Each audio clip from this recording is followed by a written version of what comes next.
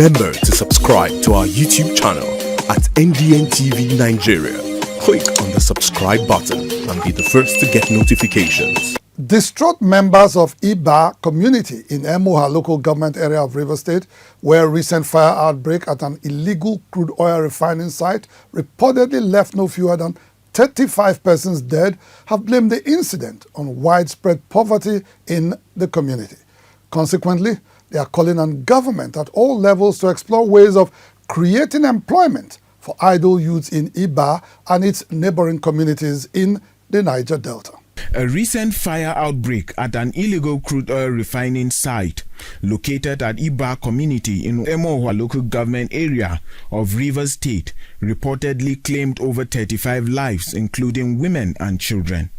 The fatal incidents also left many injured and the entire community distraught. Inside the Niger Delta was at the community recently to speak with residents on the ugly incident and discovered that the actual number of fatalities could not be immediately ascertained, as some of those injured were giving up the ghost while receiving treatment.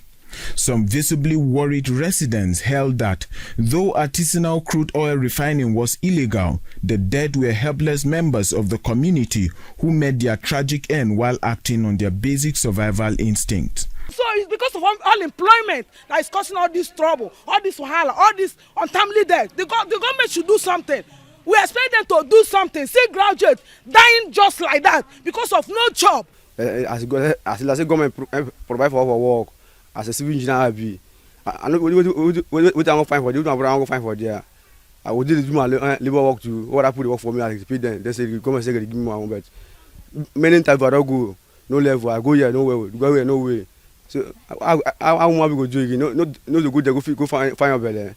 Chairman of Emuoha Local Government Council, Chidi Lloyd, who has been at the forefront of the campaign against illegal crude oil refining in the community, says he has no cause to sympathize with victims of the tragic incident. For those who have died, I don't sympathize with them. They told me, some of them, when you accost them, they say it's 50-50. Every business has risk. So from day one, they have volunteered for the injury. So what of those ones that don't catch fire? What happens? Do you sympathize with them? They go to the bank with their booty. It will be recalled that in April last year, over 100 persons died in an inferno that erupted at an illegal crude oil refining site in Abezi Forest in Imo State. Also in March this year, at least 12 persons were confirmed dead following an oil pipeline explosion from an illegal oil bunkering site in Rumwekwe community in the same Emuoha local government area of Rivers State. In a bid to save lives and properties in communities with oil assets, local, state and federal government have launched a campaign against illegal crude oil refining. It, however, looks like a lost battle for the government, as illegal crude oil refiners are still having a field day.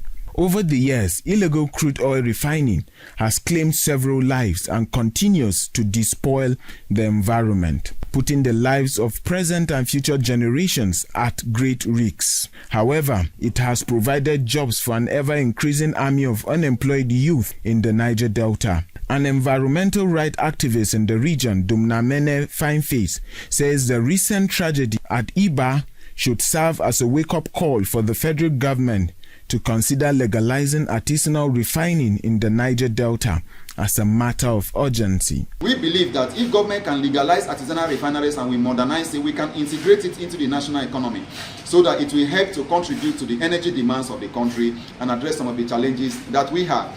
In recent years, the Nigerian economy, which is heavily dependent on crude oil revenues, has witnessed an unprecedented decline as a result of increased pipeline vandalism, crude oil theft, and illegal refining in the creeks of the Niger Delta. It is generally believed that legalizing artisanal crude oil refining is a win-win for operators and federal government, as it will create more employment opportunities in Nigeria's oil-rich region and drastically reduce acts of economic sabotage.